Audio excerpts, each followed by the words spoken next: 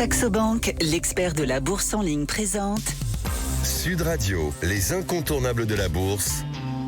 Thomas Binet. Nous nous retrouvons comme tous les lundis soirs avec notre consultant Fabien Keriel, directeur général de Saxo Bank, justement pour parler bourse et marché financier. Bonsoir Fabien Keriel. Bonsoir Thomas. Alors, quand on parle de bourse, justement, Fabien, on pense souvent à des traders surexcités devant leurs écrans, criant dans une salle de marché, des graphiques qui montent et qui descendent, des coûts pour s'enrichir vite, des crises financières, du risque de la spéculation, des gains faciles ou des pertes spectaculaires. Bon, bref, une sorte de casino géant réservé à quelques initiés. Mais la bourse, Fabien, c'est quand même un peu plus que ça.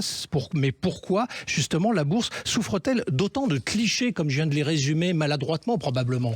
Non, mais c'est l'image qu'ont beaucoup de personnes. La bourse fascine, la bourse interpelle, la bourse horripile, la bourse peut déranger peut-être aussi. Parfois déranger, mais ouais. C'est l'image qui a été créée dans l'imaginaire collectif, à travers les livres, à travers le cinéma, et même parfois par les politiques, qui en donnent pas toujours une image très dorée. Mais cette vision, elle est assez fausse. La bourse, c'est pas un jeu. La bourse, c'est un marché, donc c'est un lieu de rencontre entre des gens qui ont des projets et des gens qui ont de l'argent qui veulent les financer. Alors du coup, concrètement, en quoi la bourse bénéficie-t-elle aux entreprises ? Quand une entreprise s'introduit en bourse, donc elle émet des actions pour les vendre sur un marché organisé, donc sur un marché qu'on appelle la bourse, elle a besoin d'argent pour se développer, pour innover, pour embaucher, pour développer de nouveaux canaux de distribution. Donc, pour une entreprise, la bourse, c'est un accès direct à des ressources financières. Quand on monte sa boîte, on peut aller taper ses parents, des amis, des voisins, mais à un moment, quand la boîte devient trop grande, on a besoin d'avoir accès à des ressources supplémentaires, et c'est pour ça qu'on s'introduit en bourse. Mais alors, pour les investisseurs, parce qu'il faut parler d'eux quand même, à un moment donné, c'est le cœur de la situation, quel est l'intérêt d'y placer leur argent ? Alors, pour les investisseurs, il y a beaucoup d'intérêts. D'une part, investir en bourse, c'est faire travailler, comme on dit, son argent.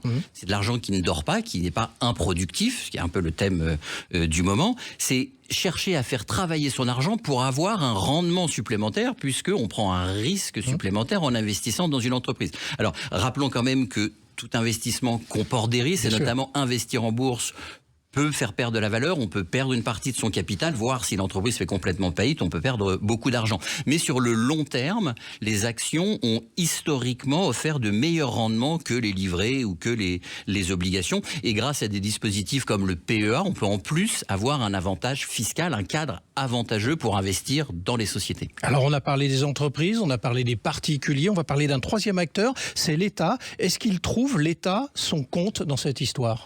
Bien sûr. Qu'est-ce que c'est une bourse ? C'est un moyen de financer l'économie. Et un pays où l'économie est financée, où les entreprises ont accès aux ressources financières, peuvent se développer, peuvent embaucher, peuvent payer des salaires, peuvent augmenter les personnes, c'est bon pour la société, c'est bon pour l'économie. En plus, quand on investit en bourse et si on gagne de l'argent, on est taxé, que ce soit la taxe sur les transactions financières, les taxes sur les plus-values. Donc l'État, il trouve largement son compte dans la grandeur du pays et dans des ressources supplémentaires. Donc si je reviens au début de mon propos dans cette chronique, finalement la bourse, Fabien, c'est pas un casino, c'est plutôt un moteur économique. Exactement. La bourse, c'est un pont entre l'épargne et les projets économiques.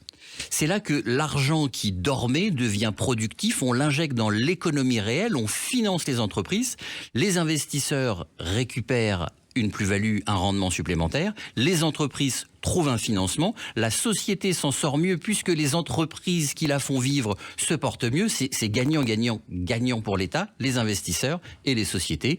Bref, la bourse, c'est le financement de l'économie réelle. Merci Fabien pour vos explications très concrètes et on se retrouve lundi prochain pour un autre numéro d'Oser investir, les incontournables de la bourse. Et pour ce qui me concerne, je vous donne rendez-vous dimanche matin à 9h25 dans la matinale week-end.